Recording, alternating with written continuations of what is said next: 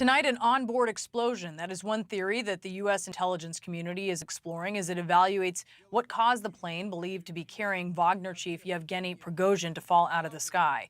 This is Russian officials say they've recovered the plane's flight recorders as part of their investigation into the crash. Melissa Bell is out front. So, Melissa, you've covered the Wagner Group for a long time. You have interviewed Wagner fighters. What has the reaction been to Prigozhin's apparent death?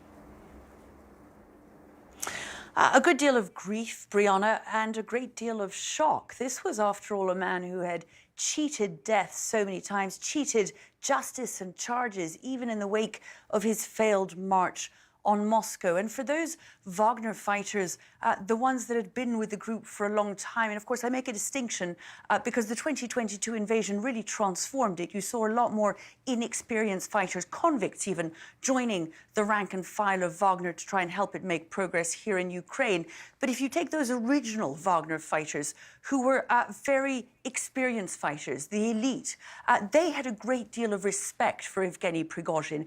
This was not just a founder of Wagner. He was very hands-on, whether it was from the battlefields of Syria into 2015 to more recently in so many of those African countries where Wagner has become part and parcel not just of the political landscape but the security landscape of so many countries.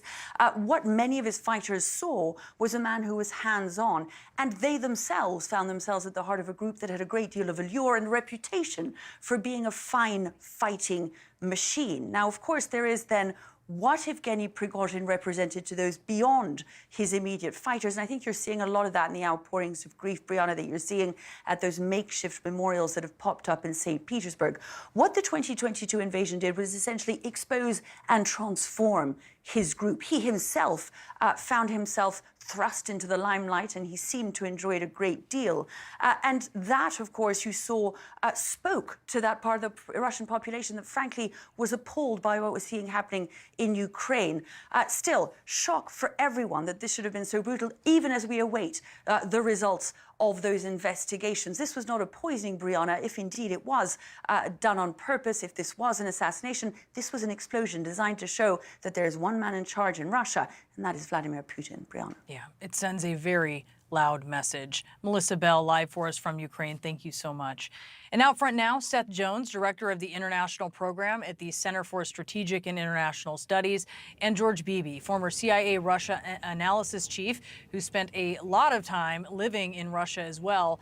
Seth, this bomb theory, I know you've been talking to your sources. What are you learning about this?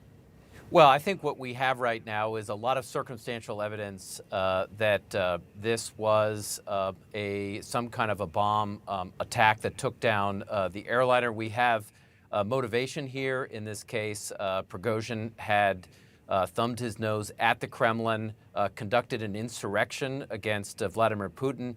And second, from talking to my sources within the U.S. government, the U.S. has no evidence that any kind of surface-to-air missile was shot at the airplane, which strongly suggests that something on that aircraft took it down.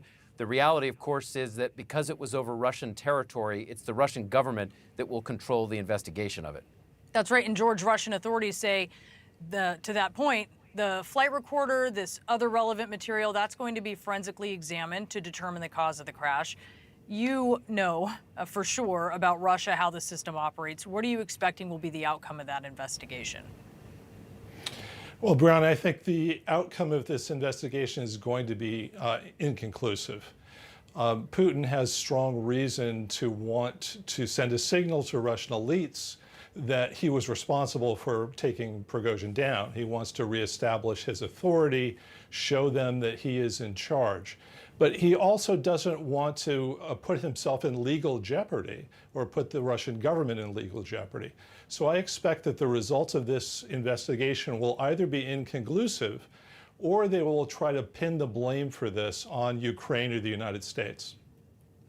Seth, as you're seeing, and we see in pictures, people are visiting these makeshift memorials to Wagner in major cities. They're laying flowers in St. Petersburg, also in Moscow. There's video that is surfacing of a man purporting to walk through a desecrated Wagner cemetery in Russia, saying that the site has been demolished. The graves have been razed to the ground. How important is Wagner to Putin, and will it remain as valuable and productive for him with Prigozhin and these other top Wagner leaders gone? Well, I think private military companies with Wagner as the largest will still remain important for Russia in places like the Central African Republic and Mali, Sudan, Libya, Syria. They play an important role in site security. They play an important role in the extraction of resources. But I do think there are some lessons that the Kremlin will probably take away, including limiting the power of any one organization the way Wagner had gotten away. So I think there are some steps that we'll see the Kremlin take to try to reestablish control over private military companies like Wagner.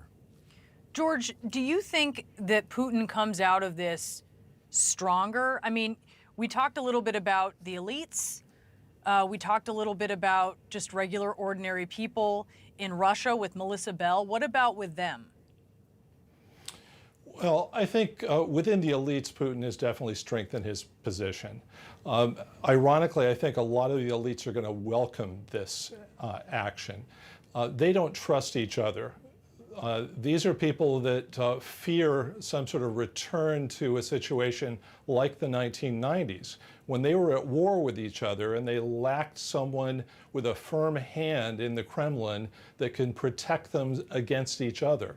Now, Putin has said, I'm in charge. He's shown that he will deal decisively with rebellion, and I think that will be a source of comfort within the Russian elites.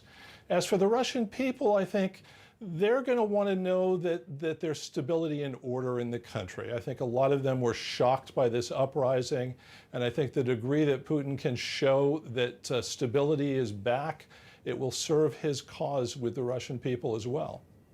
Very interesting. George Beebe, Seth Jones.